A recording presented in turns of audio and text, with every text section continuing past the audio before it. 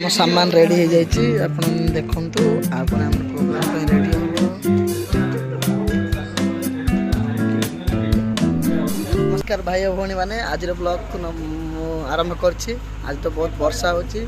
आमर प्रोग्राम बाहरी आज ईसीबी ग्राउंड जो प्रोग्राम ईसीबी ग्राउंड आम प्रोग्राम अच्छे आज 11टार पशुमुखा सामान पत्र लड़ला वर्षा तो होची। हाँ सांग मैंने आम ए दिगपंड रु ब्रह्मपुर जाइस आम प्रोग्राम आउ टिके पर होइस तो आम पिला माने सब आसी जाइस तो आम जगिस जण को से चांगू धरी आइस तो आम जाइस तापर प्रोग्राम किन कोन होइस देखैस तो आम ध्रुव भाई कोन कहिस हमर चैनल ना होची दिगपंड टेडी तो लाइक करिस सब्सक्राइब करिस शेयर करिस।